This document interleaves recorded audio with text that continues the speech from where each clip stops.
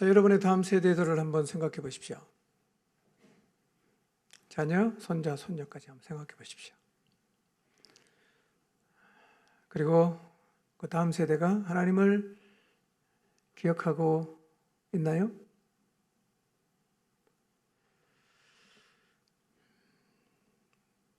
먼저 우리가 생각해 보아야 할 것은 하나님도 과연 다음 세대에 관심이 있으신가 하는 것입니다. 하나님도 다음 세대에 관심을 가지고 계실까요? 하나님도 다음 세대가 하나님을 기억하는 것에 관심을 가지고 계실까요?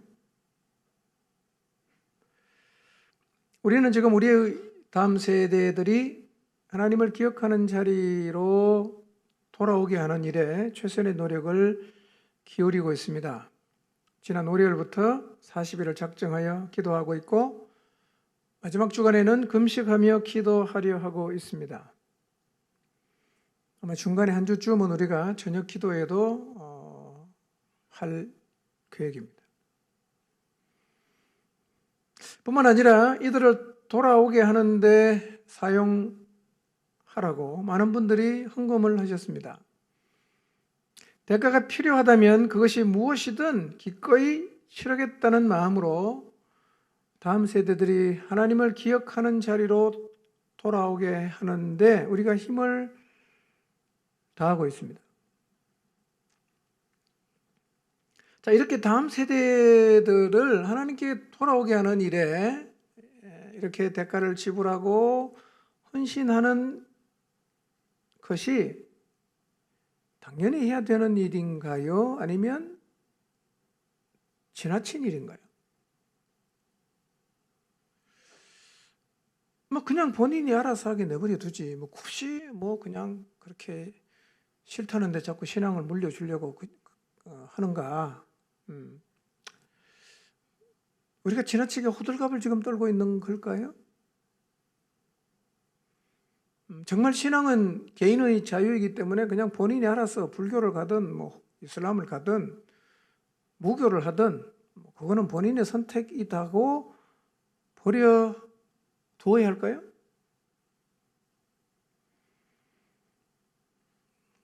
우리 시대는 이제 설령 자녀라고 해도 본인의 의사에 반하는 것을 강요하면 죄가 되는 시대가 되었습니다. 자녀들을 신앙의 길로 바르게 이끄는 것이 정말 쉽지 않은 시대가 되었고 앞으로는 점점 더 그렇게 될 것입니다. 본인이 거부하는 신앙을 강요하면 죄가 돼요. 세상이 정말 많이 변했습니다. 진리를 말할 수 없게 됐어요. 어떻게 이 자리에까지 오게 되었을까? 그런 생각이 들 정도로 변해도 너무 많이 변했어요. 이제 자녀들에게조차도 자유롭게 복음을 전하는 것이 부담이 되는 시대가 되었어요. 자녀가 나는 원하지 않는데 우리 부모가 자꾸 신앙을 강요한다라고 고발하면 죄가 됩니다. 자, 그러면 하나님은 다음 세대를 향해 어떤 마음을 가지고 계실까요? 과연 하나님은 우리의 다음 세대에 관심이 있으실까요? 정답부터 말씀드리면 하나님은 다음 세대에 아주 관심이 많습니다. 아주 관심이 많습니다. 하나님 마음에는 언제나 현재 시대와 다음 시대, 현재 세대와 다음 세대가 동시에 담겨 있어요. 동시에 보셨어요. 그래서 하나님은 자기 자신을 드러내는 일을 할 때마다 다음 세대를 생각해서 표징을 만들어요. 그리고 그 표징을 통해서 다음 세대에게도 하나님이 행하신 일을 전하게 하셨어요. 기념물을 만들어요.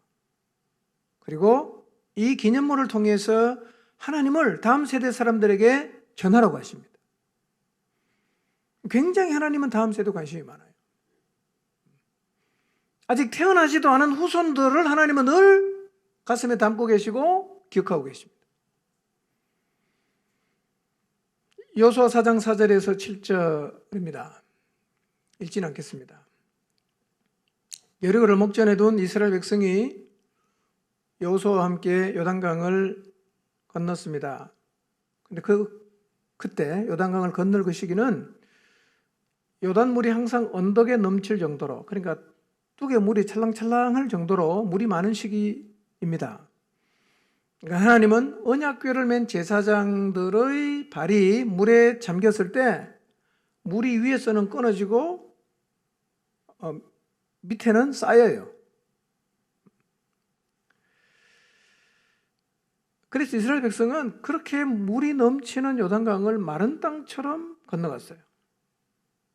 자, 이 놀라운 일을 행하신 다음에 하나님이 뭘 여호수아에게 지시하시느냐 하면 각 지파에서 한 사람을 선택해서 12명을 데리고 와라. 그리고 그 사람들이 돌을 하나씩 어깨에 매라. 이 돌들이 기념물이 될 것이다 라고 말씀하셨어요. 왜 하나님이 돌을 메고 오라고 하시는가? 하나님은 그 놀라운 기적을 행하시면서 아직 태어나지도 않은 다음 세대를 생각하시는 거예요. 그래서 후손들에게도 이 놀라운 사실을 전해주기를 원하셨어요. 그래서 기념물을 만들라는 거예요. 돌을 쌓아놓는 거죠. 후일의 자손들이 쌓여진 돌들을 보면서 이 돌들이 왜 쌓여 있습니까? 라고 물으면 언약궤가 요단을 건널 때에 요단물이 여호와 앞에서 끊어져서 이스라엘 백성이 요단을 마른 땅처럼 건너가는 것을 기념하기 위해서 이렇게 표징, 기념물을 만들어 두었다라고 얘기하라고 하나님께서 가르쳤어요. 하나님 마음에는요, 후손이 담겨져 있어요. 후손. 태어나지도 않은 후손들. 하나님은 기억하고 계시는 거예요. 그래서 후손들에게도 이 하나님이 행하신 놀라운 기적을 전해주기 위해서 뭘 만들어라? 표징, 기념물을 만들라고 하셨어요. 기념물. 허바드라는 학자는 돌을 쌓으라고 하시고 이 돌이 무슨 뜻이냐라고 물으면 이렇게 대답하라고까지 알려주신 것은 이스라엘 자손들이 그곳에 찾아오는 것을 전제하고 있다고 말합니다. 그러니까 가나안을 정복한 후 가나안 땅에 들어가서 살고 있던 후손들을 일부러 그 자리로 데리고 오는 거예요. 그리고 그 돌을 보여주면서 설명해 주라는 거예요. 하나님이 우리 조상들에게 얼마나 위대한 일을 행하셨는가를 돌들이 쌓여있는 그 기념물을 보여주면서 설명을 하라는 것이었어요. 그러니까 후손들이요, 성지순례하듯이 요단강으로 와서 쌓여진 돌을 보면서 하나님께서 그들의 조상들에게 행하셨던 기적을 배우는 거예요. 배우는 거예요. 하나님은 하나님의 마음속에 언제나 다음 세대를 담고 계세요. 그리고 이스라엘의 역사에서 이 명령이 상당 부분 지켜졌음을 암시하는 말씀이 있습니다. 여호수아 4장 9절입니다. 읽어보겠습니다. 시작. 여호수아는 요단강 가운데 언약궤를 메었던 제사장들의 발이 머물렀던 곳에 다른 12개의 돌을 세웠다. 그 돌들이 오늘까지 거기에 있다. 그 돌이 오늘까지 거기에 있다. 이 말은 후손들이 거기에 와서 하나님이 행하신 기적을 자기들의 부모 세대로부터 들었음을 암시하는 말씀이에요. 무슨 의미냐면 여러분 들판에 가서 돌 무더기가 한 개밖에 없습니까? 12개 있는 것도 있고 50개 있는 것도 있고 어떤 거는 누가 일부러 쌓아놓은 것처럼 그렇게 쌓여진 돌들이 많지 않습니까? 근데 후손이 아무도 안 갔으면 그 돌이 거기 있는지 없는지 확인할 길이 없어요. 그런데 그 돌들이 아직까지 거기에 있다라고 말하는 것을 보면 그 돌이 아마 구분이 되었겠죠. 여기가 이 돌이 우리 조상들에게 하나님께서 보여주신 기적을 기념하기 위한 표징이다 라는 것을 누가 봐도 알 수 있게 만들어졌을 것입니다. 그래서 성경은 그 돌들이 오늘까지 거기에 있다라고 말씀을 하신 것입니다. 이처럼 기념비를 세우라고 하신 것은 과거를 기억하는 것이, 과거의 일을 기억하는 것이 오늘 하나님을 기억하는 데 얼마나 중요한 역할을 하는지를 상기시켜 주는 거예요. 근데 이거는 조상들이 안 가르쳐 주면 후손들은 알 수가 없어요. 알 수가 없어요. 이렇게 하나님은 아직 태어나지도 않은 후손들에게 굉장히 관심이 많습니다. 우리들의 후손을 통해서도 하나님의 관심은 똑같습니다. 여러분의 자녀, 여러분의 손자, 손녀에게까지 하나님은 굉장한 관심이 있으십니다. 하나님이 이렇게 다음 세대, 후 세대들에게 관심이 많으신 것을 보면 우리가 우리의 자손들을 하나님께로 돌아오게 하는 일, 그들이 하나님을 기억하는 자리에 서게 하는 일에 최선을 다하는 것은 아무리 많이 해도 지나치지 않습니다. 할 수만 있다면, 그들을 하나님을 기억하는 자리에 세울 수만 있다면 우리가 할 수 있는 모든 것을 다 해야 할 것입니다. 만약 우리가 하나님 마음을 제대로 안다면 우리의 자녀 세대를 향해서, 우리의 손자 손녀를 향해서 신앙은 네 자유니까 네가 스스로 알아서 해라 라고 말하지는 않을 것입니다. 자녀를 적극적으로, 자손들을 적극적으로 하나님께로 이끄는 자는 하나님 아버지의 마음을 가진 자입니다. 여러분 모두가 그런 사람들이 되시기를 바랍니다. 적극적으로 우리의 다음 세대들, 우리의 손자, 손녀 세대, 그 아래 세대까지 하나님을 기억하는 자리에 설 수 있도록 노력해야 됩니다. 그리고 순종해야 합니다. 자, 그렇다면 이렇게 하나님이 관심을 가지셨던 다음 세대들이 하나님을 잘 기억했을까요? 그렇게 멀지 않은 때 이스라엘 백성의 후손들의 모습이 어땠는가를 한번 좀 확인해 보도록 하겠습니다. 가나안 정복을 마쳤습니다. 자, 그 이후에 이스라엘 자손들의 모습은 어땠을까?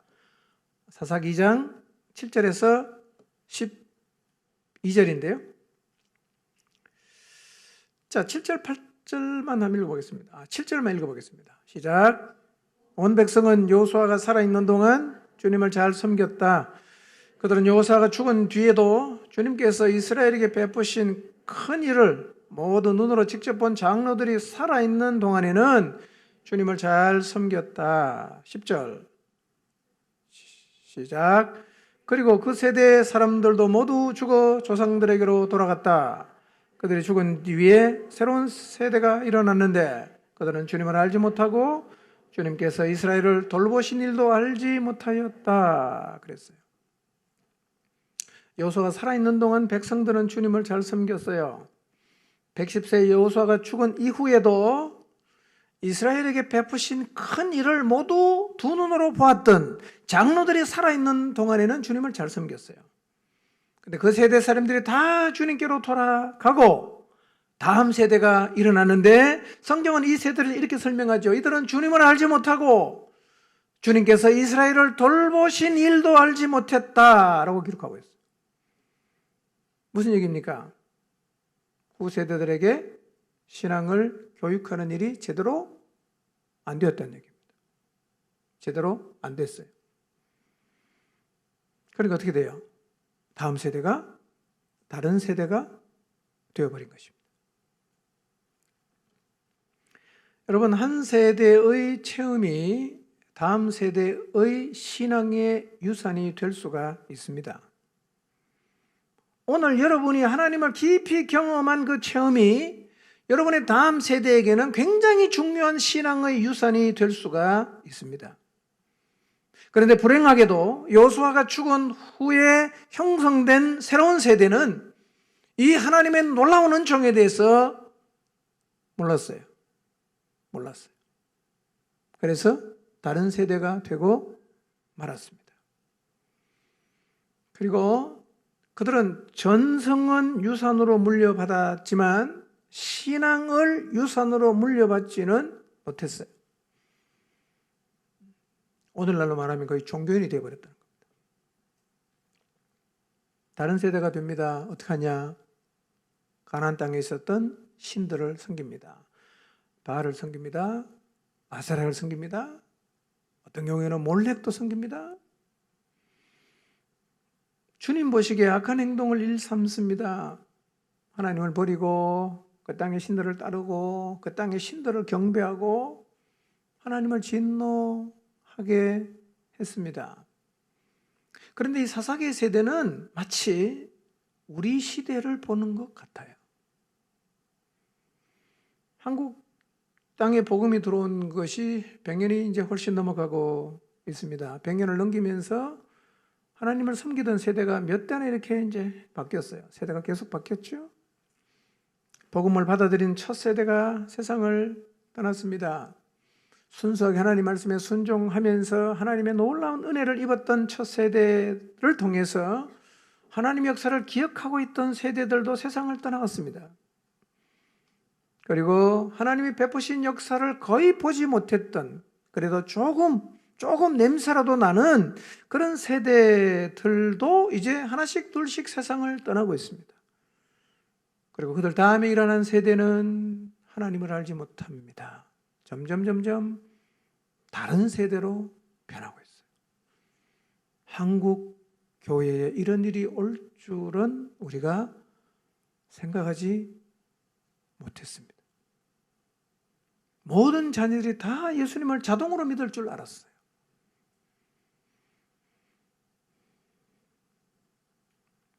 우리 세대는 어떻습니까? 하나님을 알지 못합니다. 요즘 젊은 세대들. 세상의 가치를 따릅니다. 세상을 동경하고 세상을 사랑하고 세상에 속하고, 조상들은 하나님을 신실하게 섬겼지만 서슴없이 하나님이 없다고 말합니다. 자기 소견에 오른 대로 자기 마음대로 인생을 살아가고 있습니다. 여러분, 성도의 사명이 세상을 구원하는 일인데 바로 성도의 자녀가 예수님을 안 믿어요. 성도의 자녀가 다른 세대가 됩니다. 예전에는 이런 일이 가끔씩 있었어요. 그런데 이제 이런 일이 아주 보편화되고 있고, 거꾸로 부모의 신앙을 물려받는 세대가 가끔씩 일어날 지경이 되고 말았습니다. 안타깝기 그지없는 일입니다. 여러분, 이렇게 신앙을 전수하는 일이 간단하지 않습니다. 그런데 그럼에도 불구하고 자녀에게 신앙을 전수하는 일은 여전히 부모에게 하나님이 주신 아주 소중한 사명이에요. 아주 소중한 사명입니다. 창세기 18장 19절을 보겠습니다. 읽겠습니다. 시작. 자식들과 자손을 잘 가르쳐서 나에게 순종하게 하고 옳고 바른 일을 하도록 가르치라는 뜻에서 한 것이다. 그의 자손이 아브라함에게 배운 대로 하면 나는 아브라함에게 약속한 대로 다 이루어 주겠다 그랬어요. 아담 이후 사람들이 다 하나님을 떠나갔어요. 하나님은 새로운 하나님의 통치하시는 나라를 세우기 위해서 아브라함을 부르셨어요. 그런데 아브라함을 선택하신 이유에 대해서 오늘 본문이 조금 언급하고 있는데요. 하나님이 아브라함을 부르신 이유를 18절에 이렇게 말하지 않습니까? 그가 자식들과 자손들을 잘 가르쳐서 나에게 순종하게 하고 옳고 바른 일을 하도록 가르치라고 불렀다는 거예요. 자식들과 자손을 잘 가르쳐서 나에게 순종하게 하고 옳고 바른 일을 하도록 가르치라고 하나님이 누구를 선택했어요? 아브라함을 선택했다는 거예요. 그리고 하나님이 말씀하십니다. 아브라함의 후손들에게 순종과 의를 행하며 살도록 요구하시면서 그것을 누구에게 가서 배우라고 하느냐면 아브라함에게 가서 배우라고 말해요. 아브라함에게 가서 배우라. 하나님은 모든 부모들이 자식과 후손들을 잘 가르치는 일을 감당하기를 원하십니다. 하나님은 모든 부모된 이들이 자식들에게 하나님 말씀을 잘 가르쳐서 하나님에게 순종하고 옳고 바른 일을 하는 자녀로 세우기를 원하세요. 이게 하나님께서 모든 부모에게 주신 소명입니다. 여러분 20대가 되면 너무 늦어요. 유치부부터 가르치세요. 초등학교 때 가르치세요. 중학교 때 가르치세요. 제가 뭘 알겠나 그러시면 안 돼요. 여러분 2살, 3살 아이 보세요. 엄마가 기도하면 그대로 따라서 기도합니다. 엄마가 찬양 부르면 그대로 찬양 불러요. 아빠가 맨날 술 먹고 그냥 뒤집어 엎는 거 하면 애들 놀 때도 그거 하고 놉니다. 되게 웃겨요. 어릴 때부터 가르쳐야 됩니다. 가르쳐야 돼요. 뽀로로만 보여주지 마시고 하나님을 가르쳐야 돼요.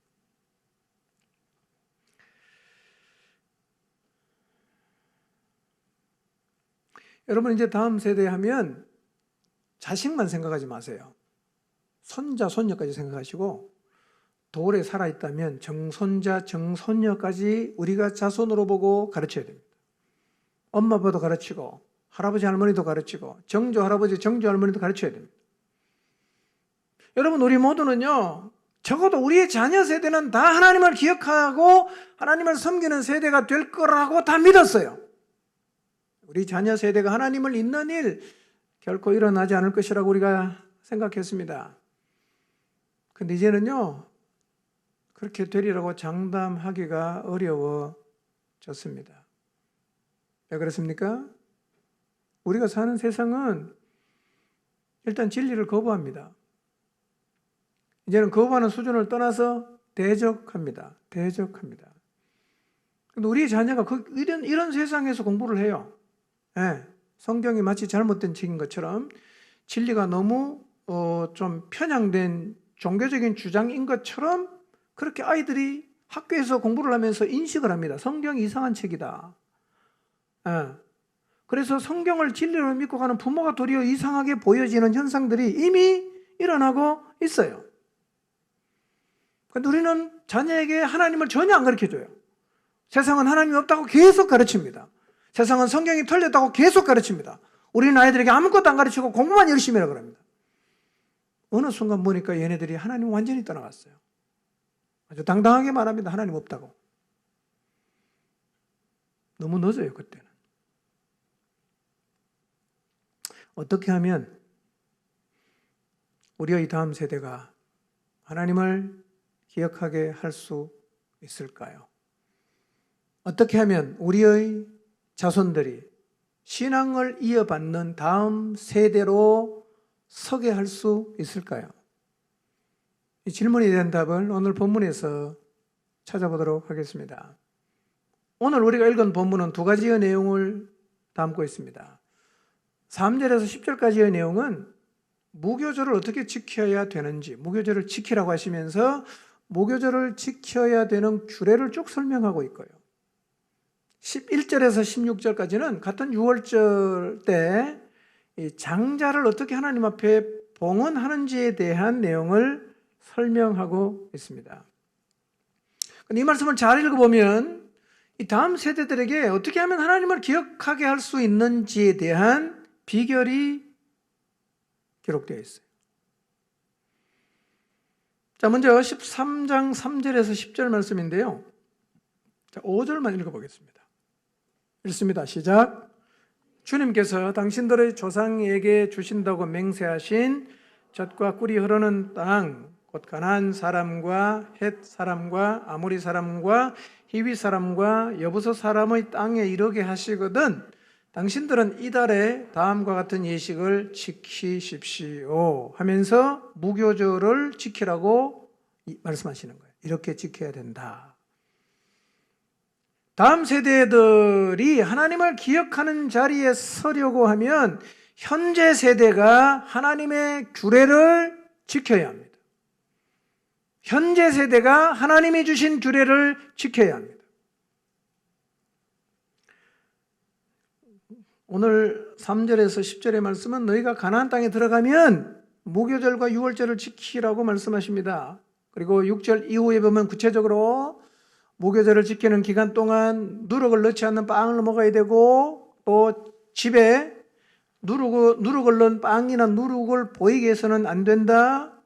그 다음에 주님께서 강한 손으로 이집트에서 구하여 내신 것을 이 예식을 행함으로 늘 되새겨야 하니까 이 규례를 해마다 정해진 때에 지켜야 한다고 말씀하십니다. 여러분, 규례를 지켜야 한다는 말을 가볍게 넘기지 마십시오. 또 하나님 말씀 지키라고 그거 뭐 다 아는 얘기다. 그렇게 한쪽 귀로 듣고 흘리지 마시기를 바랍니다.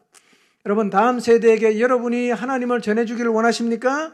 여러분의 자녀 세대에게 하나님을 기억하게 만들고 싶습니까? 그렇다면 부모가 철저하게 하나님 말씀에 순종해야 됩니다. 이것이 자손들에게 신앙을 물려주는데 결정적인 역할을 합니다. 만약에 부모가 하나님 말씀을 지키지 않으면 다음 세대는 적어도 가정에서 하나님을 볼 수가 없게 돼요. 그러면 신앙을 이어받을 확률이 뚝 떨어집니다.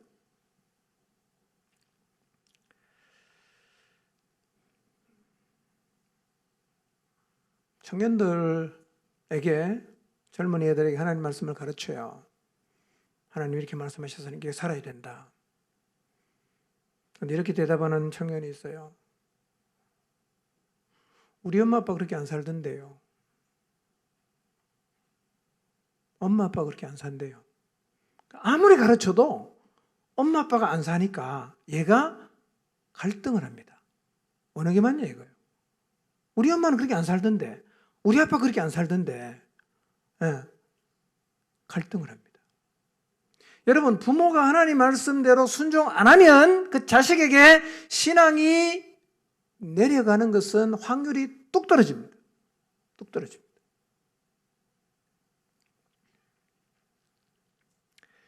오늘 헌금송 들었죠? 레니 블랑드라는 사람. 저는 그분 처음에 음성을 들으니까 청년인 줄 알았어요. 고개를 든 순간 깜짝 놀랐어요. 저분이 할아버지인데. 이분이 유명한 가수였어요. 펠링이라는 노래로 27주 동안 음반 1등을 했어요.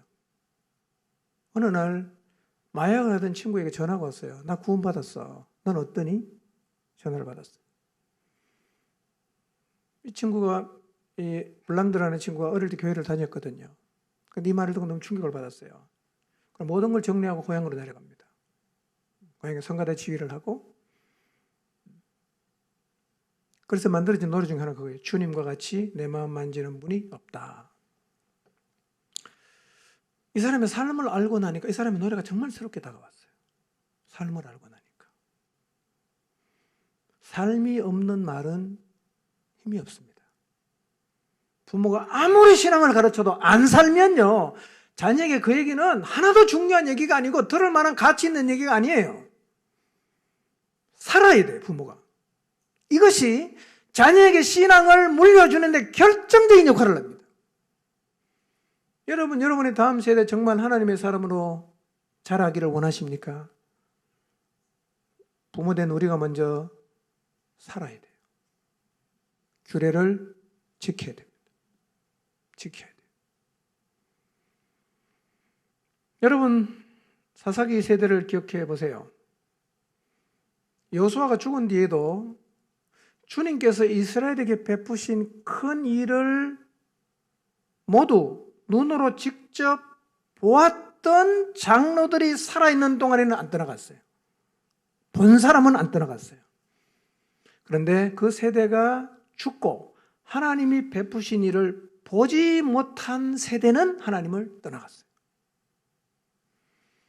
부모가 하나님에게 순종하는 것을 보여주지 못하고 부모가 하나님이 확실하게 살아계신다는 것을 계속 보여주지 못하면 그 자녀의 마음속에는 하나님이 없다라는 인식을 계속합니다. 하나님 없어, 하나님 없어, 하나님 없어 떠나갑니다.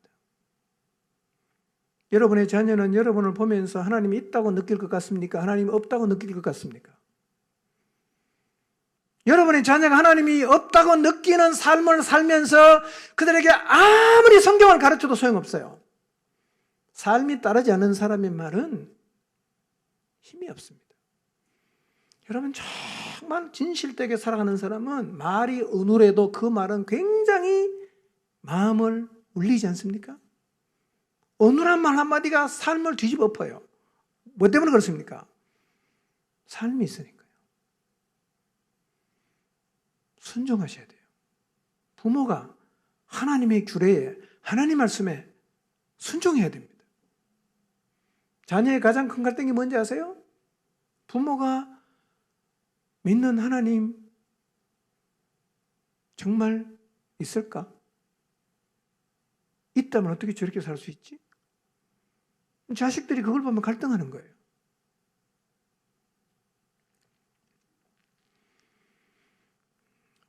부모 세대가 영적으로 살아있어서 하나님의 규례에 순종할 때, 자손들이 그것을 볼 때 우리의 후세대가 다음 세대로 서게 된다는 사실을 잊지 마시기를 바랍니다. 부모 책임이에요. 부모 책임. 1차는 부모 책임입니다. 자, 장자를 봉헌하는 규례에서도 같은 말씀을 하세요. 13장 11절에서 13절 말씀을 보면 이렇게 말씀하십니다. 여호와께서 내 조상에게 맹세하신 대로 그 가나안 땅을 너희에게 주시면 거기 들어가서 너는 태에서 처음 난 모든 것과 내게 있는 가축의 태에서 처음 난 것은 다 구별해서 하나님께 바쳐라. 6월절의 의미 아시죠? 죽는데 살았잖아요. 그러니까 그걸 하나님께 드리라는 거예요. 나귀의 첫 새끼는 나귀는 하나님께 못 드리니까 양으로 대신 바치든지 그게 안 되면 나귀의 목을 꺾으라는 거예요. 죽이라는 거예요. 여러분, 이 말씀에 순종하는 게 쉬울 것 같아요? 어려울 것 같아요? 집에 양이 100마리 있어. 암양이 새끼를 낳아요. 몇 마리입니까? 100마리잖아. 몇 마리 하나님께 드려야 돼요? 100마리를 드려야 돼요. 쉽겠어요? 순종해야 됩니다. 자, 근데 더 순종하기 어려운 게 있어요. 내 아들 중 처음 난 모든 자를 대속해야 된다. 아들이 태어나면 대속해야 돼. 왜 아들이 태어나면 대속합니까? 똑같은 이유입니다. 10번째 재앙이 애굽에 임했을 때 하나님이 이집트의 모든 사람과 짐승들 중 마지들을 다 쳐서 죽게 했어요. 근데 이스라엘 사람과 그 다음에 짐승들은 하나님이 마지를 치지 않았기 때문에 안 죽었어요. 그래서 마지는 누구 거다?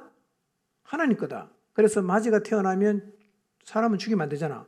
그러니까 대신 속전을 드리는 거예요. 본문은 마지를 대속하는 가격이 얼만가를 언급하지 않지만 율법에는 그것이 딱 규정이 되어 있어요. 민수기 18장 16절입니다. 읽어보겠습니다. 시작. 난지 한 달 이후에 내가 정한 대로 성소의 세겔을 따라 은 5세겔로 대속하라. 한 세겔은 20게라이니라. 자, 마지를 대속하는 가격이 얼마라고 적혀 있습니까? 은 5세겔이에요. 많은 돈입니까? 적은 돈입니까? 잘 모르겠죠? 그 당시 노동자 1년 수입이 얼마인지 아세요? 은 10세겔이에요. 1년 연봉이 은 10세겔이에요. 근데 마지가 태어나면 얼마를 드려야 돼요? 5세겔을 드려야 돼요. 6개월치 봉급을 드리는 거예요. 연봉이 5천만 원이면 2,500만 원 내야 돼요. 연봉이 3천만 원이면 1,500만 원 돼요. 연봉이 1억이면 5천만 원이에요. 오늘도 유대인들은 마지가 태어나면 이렇게 합니다. 속전을 드립니다. 자, 그런데 하나님은 왜 이스라엘 백성들에게, 특히 가난한 사람들에게 경제적인 부담이 될 수 있는 이 규례를 만들고 지키라고 하셨을까? 돈이 적은 돈이 아니거든요. 물론 하나님께서 생명을 구원해 주신 것에 비하면 별거 아니라고 생각할 수 있는 것도 사실이지만, 구약 전체를 보면 하나님은 가난한 자를 굉장히 배려하세요. 그래, 제물을 드릴 때도 돈 많은 사람은 소 드리고, 그 다음은 양을 드리고, 그거 안 되면 비둘기 드려라. 이 가난한 사람도 하나님을 섬기는데 어렵지 않도록 다 이렇게 차등을 두셨지 않습니까? 그런데 이 마지를 대속하는 가격 은 5세겔은 궁핍한 사람이나 부자나 똑같이 다 드려야 돼요. 이게 좀 의외로 느껴질 수 있어요. 왜 그렇게 하셨을까? 여러분, 하나님 말씀 순종하는 것은 늘 쉬운 것만은 아니에요. 때로는 희생도 필요합니다. 때로는 대가지불도 필요합니다. 그것을 순종해야 합니다. 하나님은 이 규례들이 영원토록 기억되고 지켜지기를 원하셨어요. 지금도 이스라엘은 이 규례를 지키고 있거든요. 유대인들의 신앙, 유대교가 계속 전승되는 걸 보면 이것이 여호와 신앙을 전수하는 데 영향을 주었다는 것을 알 수가 있어요. 왜 영향을 주었는가는 뒤에 가 설명하겠습니다. 왜 이런 순종이 영향을 주는가? 여러분, 신앙생활을 하면서요, 부담이 되는 부분도 순종해야 됩니다. 오늘날 점점 짙게 나타나는 현상이 뭐냐? 부담 없이 신앙생활을 하려고 하는 사람이 너무 많아요. 너무 부담 없이 하려고 해요. 가고 싶으면 가고, 가기 싫으면 안 가요. 하고 싶으면 하고, 하기 싫으면 안 해. 다 내 맘대로요. 여러분, 신앙생활은 그렇게 하는 게 아니에요. 하나님이 하라고 하면 하는 것이지, 내가 하고 싶다, 하기 싫다, 내가 중심이 아니라 말씀하시는 하나님이 중심이에요. 때로는 대가를 지불하고 희생을 내가 하더라도 말씀에는 순종해야 되는데요, 오늘날은 모든 게 자기 중심이에요. 난 가기 싫다, 난 하기 싫어, 끝이에요, 그게. 여러분, 신앙생활 그렇게 하시면 절대로 신앙 전수가 안 될 거예요. 안 돼요. 여러분, 부담 없는 신앙생활을 선택할 수도 있습니다. 근데 제가 분명히 말씀드립니다. 부담 없는 신앙생활을 선택하면 하나님은 절대로 경험 못합니다. 여러분이 평생을 예수님이고 신앙생활하면서 하나님을 전혀 경험 못하면 그것을 바라보는 여러분의 자녀들도 하나님을 못 봐요. 그러면 거의 신앙 전수는 안 됩니다. 안 돼요. 평생을 살면서 엄마 아빠를 봤는데 하나님 확실히 없어요. 아무리 그 아이에게 복음을 전해준들 받아들이는 게 쉽겠어요? 그래서 여러분, 가정에서 하나님이 없다라는 걸 많이 경험한 사람은 복음을 잘 안 받습니다. 마음을 닫아요. 교회 가면 다 그런 소리 하지, 우리 엄마 아빠 보는 게 아니야. 이게 마음이 완전히 심겨져 있어요. 참 심각한 일입니다. 부모 세대가 하나님 말씀에 계속 순종 안 하고 편하게 신앙생활을 계속하면요, 여러분의 자녀가 하나님을 가정에서 못 봐요. 그러면 신앙이 다음 세대로 안 넘어갑니다. 경험해 보세요. 나중에 자녀가 세상으로 나가서 하나님 없다고 할 때 피눈물 흘리지 마시고 지금부터 여러분의 다음 세대를 위해서라도 하나님 말씀에 철저하게 순종하셔야 합니다. 여러분, 하나님 말씀은 부담이 되어도 순종해야 합니다. 아멘입니까? 아멘이에요? 부담이 되어도 순종해야죠. 우리가 순종하는 이유가 편하기 때문에 하는 겁니까? 하나님이 말씀하셨기 때문에 하잖아요. 하나님 말씀하시면 힘들든 쉽든 우리는 일단은 순종하려는 자세를 가져야 합니다. 그게 올바른 신앙의 자세인 거예요. 보세요. 아버지가 가축에 처음 난 새끼를 드려요. 어느 날은 봤더니만 아버지가 나귀가 새끼를 낳는데 목을 확 꺾어버리는 거예요. 어느 날은 지켜보니까 아버지가 맞이를 위해서 은 5세겔, 연봉의 반이 되는 거를 드려요. 자, 이렇게 드리면 자녀들이 물어요. 왜 이렇게 하십니까? 그때 뭐라고 합니까? 대답해야 돼요. 대답할 수 있어요.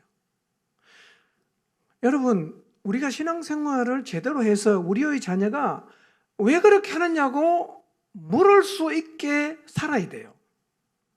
우리 엄마 아빠 보니까 예수님을 안 믿는 사람하고 똑같이 살기 때문에, 교회는 평생 다니는데 똑같이 살기 때문에 왜 그렇게 사느냐고 물을 게 없어요.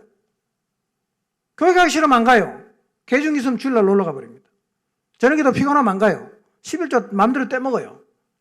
그러니까 성경 말씀대로 하는 게 아니라 자기 하고 싶은 대로 안 믿는 사람은 거의 똑같이 살기 때문에 부모에게 왜 그렇게 신앙생활 하냐고 물을 게 없단 말이에요.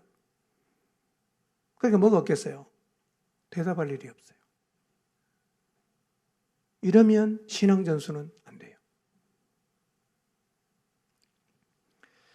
여러분, 자녀들에게 왜 그렇게 하느냐고 물을 수 있게 사시기를 바랍니다. 왜 친척들의 욕을 먹으면서도 제사를 지내지 않는지를 물을 수 있도록 살아야 돼. 왜 어려운데 11조는 계속 드리는지, 왜 영혼을 위해서 그렇게 많은 시간을 주는지, 왜 세상 사람들과 같은 모습으로 안 사는지, 왜 바쁘고 피곤한데 매일 기도하러 가는지, 잠이 부족한데 왜 집에 오면 성경만 읽는지, 왜 손해를 보고도 참는지, 왜 그렇게 정직하게 살려고 하는지 물어볼 수 있게 살아야 된단 말이에요. 그래야 우리의 자녀에게 하나님을 설명할 수 있는 기회를 가진단 말이에요. 물을 게 없어요. 똑같으니까. 안 믿는 사람하고 똑같아. 부모의 삶을 보면서 묻고 싶은 게 하나도 없다. 그러면 거의 신앙 전수는 안 된다고 봐야 됩니다. 자녀가 가정에서 하나님을 못 봤기 때문에 하나님께로 나오는 게 아주 어려워집니다. 여러분, 후손들에게 신앙 전수를 원하십니까? 하나님 말씀에 순종하십시오. 순종하십시오.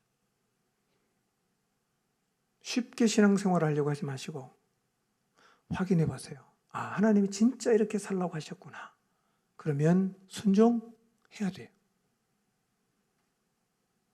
이게 최선입니다. 최고의 축복입니다. 하나님 우리를 사랑하시기 때문에 순종이 최선이에요. 믿으시나요? 이렇게 살아야 돼요. 여러분, 우리는 하나님을 모르는 사람하고 확실하게 다르게 살아야 됩니다. 그래서 왜 그렇게 사냐고 물을 수 있도록 살아야 돼요. 생전 기도를 안 해. 일주일에 낮 예배 한번 끝이요. 이웃 간에 분쟁이 생기면 절대로 안 참아. 하나님 말씀도 쉽게 어겨. 그러면 뭐 자식들이 부모에게 뭐 배울 게 있겠어요? 하나님 말씀을 지키시기를 바랍니다. 그래서 여러분의 삶을 통해서 하나님을 경험하셔야 돼요. 여러분의 삶을 통해서 여러분의 자녀들이 하나님을 봐야 돼요. 하나님 진짜 살아계신다. 부정할 수 없다. 마음속 깊은 곳에 하나님 살아계셔. 하나님께로 나가야 돼. 이게 계속해서 쌓여야 돼요. 반대가 되면 비극입니다.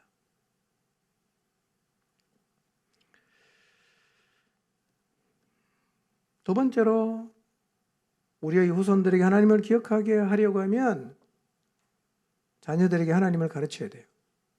가르쳐야 돼요. 출애굽기 13장 8절 한번 읽어보겠습니다. 시작.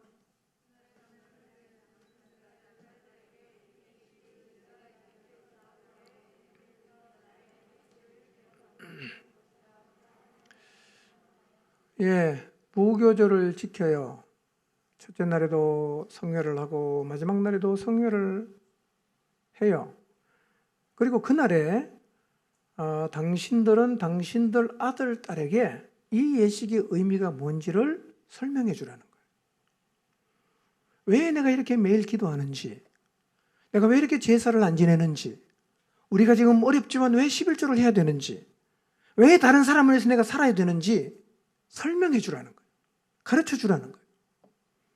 여러분 가정에서 이런 기회를 좀 많이 가지시기를 바랍니다. 여러분의 자녀에게 내가 하나님 말씀대로 살아가는 이유가 뭔지를 설명을 자꾸 해주세요. 지금 돌아보니까 저도 이 부분에는 아쉬움이 남아요. 그래서 앞으로는 자녀뿐만 아니라 손자, 손녀까지 확대해서 하나님이 하신 일을 가르쳐주고 설명해 주려고 합니다. 중요한 건 뭐냐면요, 부모가 순종해야 가르치는 자리에 설 수가 있어요. 순종해야 가르치는 자리에 설 수 있어요. 순종 안 하고도 가르칠 수 있는데 순종 안 하고 가르치는 것은 별로 의미가 없습니다. 귀담아 듣질 않아요. 삶을 다 아는데 그냥 말로만 하는 것은 별로 의미가 없어요. 근데 진짜 희생적으로 목숨 걸고 하나님 말씀에 순종하면서 하는 한마디 한마디는요, 아이들의 가슴에 울림이 있어요. 그래 맞아. 나도 저렇게 살 거야. 그 당시엔 다 이해를 못해도요, 나중에 그가 하나님 앞에 돌아와서 하나님의 사람으로 서게 되면요, 부모가 똑같이 삽니다. 용사를 만들어내려고 하면 우리가 먼저 용사가 되어야 됩니다. 출애굽기 13장 14절 16절도 똑같은 말이에요. 부모가 장자를 대속하기 위해서 그 비싼 은 5세겔을 하나님께 드려요. 양이 새끼를 낳으면 하나님께 드립니다. 나귀가 태어나면 목을 꺾어요. 이상한 일이잖아. 왜 태어난 나귀를 죽입니까? 그럼 자식이 물을 거 아니에요. 무엇 때문에 그렇게 하냐고. 왜 그러냐고. 그럼 어떻게 하라는 거예요? 그때 가르치라는 거예요. 왜 내가 이 나귀 새끼의 목을 꺾는지, 왜 내가 은 5세겔을 하나님께 드렸는지, 그리고 내가 왜 양이 새끼를 낳으면 제일 먼저 하나님께 드리는지 설명하라는 거죠. 근데 양을 하나님께 안 드려요. 나귀 새끼는 너무 괜찮아 보여서 안 주겠어요. 은 5세겔 돈 없다고 안 드렸어요. 그럼 어떤 일이 벌어집니까? 질문할 기회가 없잖아. 똑같으니까. 신앙을 가르칠 수 있는 기회도 같이 잃어버리게 될 것입니다. 그러니까 순종의 자리에 서지 않으면 설명할 기회조차 얻지 못하게 된다는 사실을 기억하시기를 바랍니다. 부지런히 자녀들에게 하나님을 가르쳐 주십시오. 그런데 하나님을 가르치려면 여러분의 순종하는 삶을 통해서 하나님을 많이 경험해야 돼요. 여러분의 가정 속에 표징이 있어야 돼요. 기념비가 있어야 돼요. 그리고 자녀들에게 설명해 줄 수 있어야 돼요. 그렇게 하면 신앙이 다음 세대로 넘어갑니다. 마지막 세 번째, 우리 다음 세대가 하나님을 기억하게 하려고 하면 성령 충만해야 합니다. 성령 충만해야 합니다. 좀 생뚱맞게 들리셨어요. 갑자기 왜 또 성령 충만이 튀어나오는가? 여러분, 자녀 또 후손 또 우리 안에 있는 구도자들을 구원의 자리로 이끄는 일 모두는 다 영혼을 구원하는 일 아닙니까? 영혼을 건져내는 일이죠. 여러분, 성경에서 영혼을 구원하는 일을 할 때 가장 필요한 게 무엇이었던가를 생각해 보세요. 영혼 구원할 때 가장 필요한 일이 무엇이었던가? 여러분, 구약과 달리 신약에 와서는 하나님께서 영혼을 구원하는 사역을 잘 감당할 수 있게 하기 위해서 하나님께서 우리에게 누구를 보내주셨냐면 성령님을 보내주셨어요. 성령님 오신 가장 큰 이유는 우리의 삶을 인도하는 거 다 맞지만 세상을 구원하는 일을 잘 하라고 하나님께서 성령님을 보내주셨어요.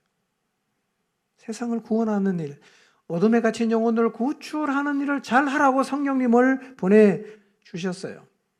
사도행전 1장 8절 한번 읽어보겠습니다. 시작. 예루살렘과 온 유대와 사마리아에서 그리고 마침내 땅끝까지 이르러 내 증인이 될 것이다. 여러분, 영혼을 구원하는 일은 성령과 무관할 수 없어요. 그래서 복음 전도자로 나설 때도 먼저 뭐부터 경험해라? 성령부터 받고 가야 된다고요. 성령을 받고 능력을 입고 나가야 된다. 이렇게 말씀하셨어요. 실제로 예수님께서 성천하시기 직전에 이 말씀을 하시고 올라가셨잖아. 그리고 이 주님 말씀을 들었던 120명이 마가의 다락방에 모여서 열심히 기도했습니다. 열흘이 지나고 오순절이 되었을 때 성령이 오심과 동시에 충만하게 임했어요. 성령 충만을 경험했어요. 그리고 많은 영혼들이 이들을 통해서 주님께로 돌아오는 일들이 일어났는데, 여러분, 사도행전 전반에 나타난 현상이 뭐냐면 성령 충만한 사람들을 통해서 사람들이 주께로 돌아왔다는 거예요. 이번에 사도행전 필사하면서 한번 보세요. 유심히 보세요. 성령 충만한 사람들을 통해서 하나님은 이 일을 하셨어요. 그래서요, 우리가 지금 40일 기도하고 있지 않습니까? 우리가 전도하고 있는 영혼도 가슴에 품고 기도해야 되고 여러 가지 기도할 게 많을 거예요. 저는 가장 우선적으로 기도해야 되는 게 기도하는 나 자신이 성령 충만 입기를 기도해야 합니다. 우리가 성령 충만함을 입는 것은 그를 구원하는 데 결정적인 영향을 미칩니다. 여러분 정말 자녀를 구원하기를 원하십니까? 부모된 우리가 먼저 성령 충만해야 돼요. 여러분의 목장에 그 영혼을 구원하기를 정말 원하십니까? 내가 먼저 성령 충만한 자리에 서야 합니다. 이게 먼저예요. 여러분 우리가 성령 충만 입는 게 먼저예요.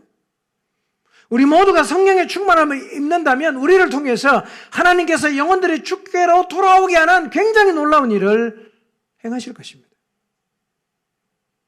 무엇보다 우리는 성령의 충만함 입기를 사모해야 합니다. 여러분 성령 충만을 입어야 하는 이유가 많아요. 많아요. 성령 충만하면 성령 인도를 잘 받겠죠? 충만하니까 당연히 그분의 인도를 받아요.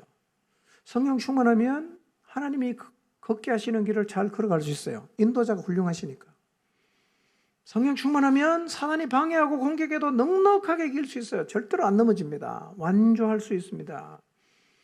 그래서 성령 충만한 사람은 결국 하나님의 뜻을 이루는 자리에 서게 돼요. 그리고 성령 충만하면 성령의 능력이 드러나겠죠. 성령 충만한 사람과 만나서 말씀을 나누고 양육을 하고 하다 보면 성령께서 그 상대의 마음을 터치하세요. 사도행전에서 자주 일어났던 일이에요. 마음이 만져지고 자기를 보고 절규하고 회개하고 주님께로 돌아오고. 여러분 이것은 꼭 제가 설교할 때만 일어난다고 생각하지 마십시오. 성령 충만한 사람들을 통해서 하나님은 지금도 이 일을 행하세요.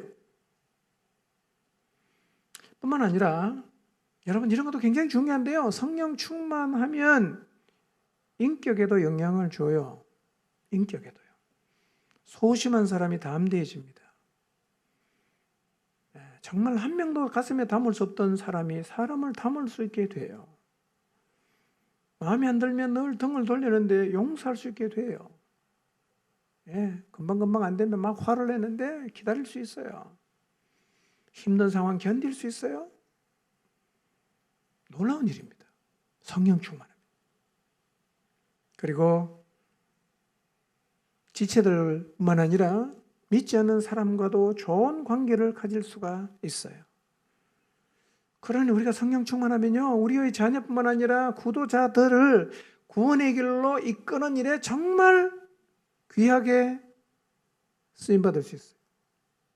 성령 충만하면 대박입니다. 그런데 반대로 성령 충만하지 않으면 어떤 일이 생길까요? 바른 길을 잘 못 갈 수 있어요. 자꾸 이렇게 쇳길로 빠질 수 있습니다. 사단이 방해하면 잘 무너질 수 있어요. 그분의 능력이 전혀 안 나타날 수 있어요. 성령 충만하지 않으면 이것뿐만 아니라 인격적인 부분에도 많은 문제가 생겨서 우리가 다 된 밥에 죄를 뿌릴 수 있어요.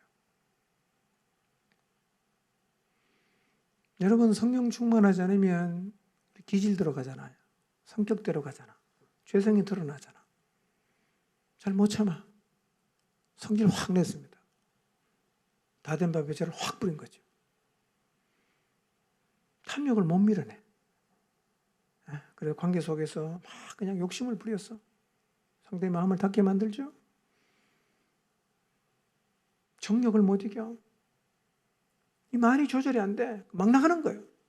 원망하고 불평하고 욕하고 비난하고. 성령 충만하지 않으니까 덕이 안 되는 행동을 계속합니다. 사람 못 품어요. 못 기다려요. 한번 수가 틀리면 절대로 용서 안 합니다. 여러분 영혼을 구원하는 이 소중한 사역을 하면서 이렇게 말합니다. 내 눈에 흙이 들어가기 전에 난 너 용서 못한다. 전도할 사람한테. 뭐 하자는 거예요 지금? 왜 이런 일이 벌어집니까? 성령이 충만한 게 아니라 자아가 충만하니까 자기 마음대로 자기 하고 싶은 대로 정욕대로 막 나가는 겁니다. 그러니까 영혼을 구원하는 일을 못하는 게 아니라 구원하는 것을 계속해서 방해하는 겁니다. 그래서 성령 충만하지 않는 부모는 자녀의 마음을 닫게 하고, 성령 충만하지 않은 목장 식구는 구도자의 마음을 닫게 해요. 성령 충만하지 않은 부모는 자식이 하나님께로 나가려고 막 여러 사람이 노력했는데 단번에 마음을 확 닫아버립니다. 닫게 만들어요.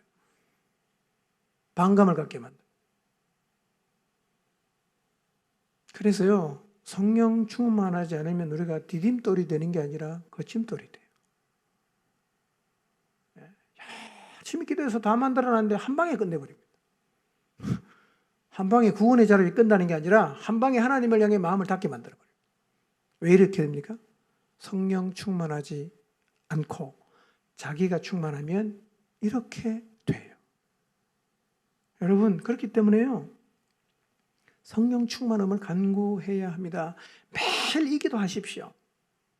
여러분, 우리의 자손들, 또 우리가 주님에게로 이끌기를 원하는 구도자들을 구원의 자리로 이끄는 건요, 우리의 의지와 노력으로 되는 게 아닙니다. 의지와 노력은 안 돼요. 성령의 충만함을 잊고 성령이 이끄시는 대로 순종하며 갈 때 우리가 하는 게 아니라 하나님이 하시는 거예요. 그렇기 때문에 이 일을 감당하기 위해선 우리가 해야 될 가장 중요한 일이 뭐냐? 성령의 충만을 받아야 됩니다. 그래서 여러분, 40일 기도를 드리면서요, 성령 충만한 부모가 되시기를 바랍니다. 성령 충만한 목자가 되시고 성령 충만한 목장 식구가 되시기를 바랍니다. 그렇게 되면 하나님이 행하시는 놀라운 구원의 역사를 보게 될 것입니다. 말씀을 맺겠습니다. 여러분, 7월 10일 복음 집회의 성부는 그들에게 달린 게 아닙니다. 우리에게 달렸어요. 이걸 잊지 마십시오. 그들에게 달린 게 아니라 우리에게 달렸어요. 그들에게 문제가 있는 게 아니라 우리에게 문제가 있는 거야. 우리가 먼저 새로워져야 됩니다. 우리가 먼저 변해야 합니다. 우리가 먼저 순종의 자리에 서야 합니다. 우리가 먼저 하나님 마음을 가져야 합니다. 우리의 마음이 새로워져야 돼요. 그러면 돼요. 그러면 그 다음에 하나님이 우리를 통해서 역사하실 것입니다. 우리가 변해야 됩니다. 우리의 문제입니다. 이거를 한순간도 잊지 마시기를 바랍니다. 우리 모두 다음 세대에 지극한 관심을 갖고 계신 하나님처럼 우리의 자손들 그리고 구도자들을 마음에 품읍시다. 이 시간 다시 마음에 품으십시다. 그리고 어떤 대가가 지불이 되더라도 하나님 말씀에 철저하게 순종하겠다고 다짐합시다. 그렇게 순종함으로 우리의 삶을 우리의 자녀와 구도자들이 보고 질문할 수 있게 합시다. 질문할 때 하나님을 잘 가르쳐주고 설명해 주게 되기를 바랍니다. 무엇보다도 우리 모두가 성령 충만함을 입는 자리에 서서 이 7월 10일 복음 집회를 통해 우리의 자손들과 구도자들이 구원의 놀라운 은혜를 입는 자리에 서는 것을 보게 되기를 주님의 이름으로 축원합니다. 기도하겠습니다.